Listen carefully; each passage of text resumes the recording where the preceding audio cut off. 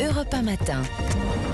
7h, 9h, Dimitri Pavlenko. L'édito politique sur Europe 1 avec Le Figaro. Bonjour Vincent Trémollet de Villers. Bonjour Dimitri, bonjour Anissa, bonjour à tous. Vincent, le ministre de l'Éducation nationale, Pap Ndiaye, donne ce matin une interview au Figaro. Il était sur une autre radio en début de semaine, mercredi soir. Selon le journal du dimanche, Pap Ndiaye était aussi invité par François Braun, le ministre de la Santé, avec Christophe Béchu à un dîner des invisibles. Bon, l'invisible a finalement décidé de se montrer. Si j'en crois l'interview donnée par Pap Ndiaye dans le Figaro, ce soir-là, il ne dînait pas avec les fameux ministres invisibles, mais avec ses enfants. Mais il est vrai que depuis sa nomination, Pap Ndiaye, pour vivre heureux, vit caché, à tel point que dans la majorité au gouvernement, on déplore de plus en plus l'insignifiance politique de tous ces ministres issus de la société civile. En cas de remaniement dans les jours ou les semaines qui viennent, ils sont évidemment les plus vulnérables. C'est sans doute pour cela que Pap Ndiaye a choisi de multiplier les sorties médiatiques. Il l'a fait d'abord sur le sujet très consensuel du harcèlement scolaire. Le problème, c'est qu'il poursuit sur une question beaucoup plus sensible, celle de la mixité sociale, ce qui, en ces jours de grande tension, paraît particulièrement risqué. Alors Vincent, pourtant, vous répétez souvent à ce micro que l'école, c'est la question centrale de la société française. Le problème est que le ministre détourne l'école de sa mission centrale. Dans une lettre envoyée aux professeurs en début d'année, Pap Ndiaye avait dit que le premier rôle de l'école était, je le cite, de réduire les inégalités sociales. On lui répondra avec la formule d'Alain Finkielkraut, le premier rôle de l'école, c'est de réduire l'ignorance. Et là, le ministre récidive avec la mixité sociale. Là encore, il faut s'entendre sur les mots.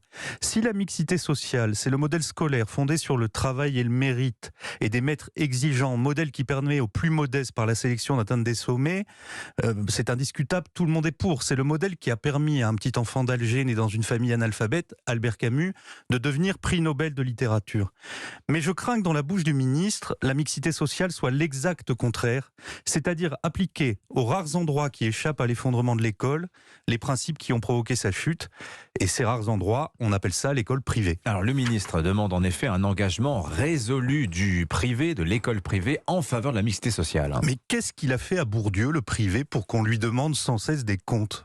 Le ministre et avec lui les pédagogistes qui depuis 50 ans ont échoué sur tout, font mine de ne pas comprendre pourquoi de plus en plus de Français, qui déjà financent l'école par leurs impôts, sont prêts à payer une seconde fois pour que leurs enfants échappent au public. Et ceci dans toutes les classes sociales, du petit commerçant de banlieue au grand bourgeois, en passant même, tenez-vous bien, par les ministres venus de la gauche. Tout le monde a sa stratégie d'évitement. Et pour éviter quoi ? La baisse du niveau, la domination de l'élève sur le maître, les effets de l'immigration anarchique, la délinquance jusque dans la classe, l'enseignement idéologique sur le genre, sur l'histoire, la culture.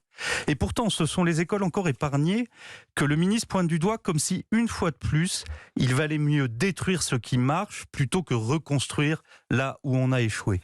Quelle solution envisage le ministre ?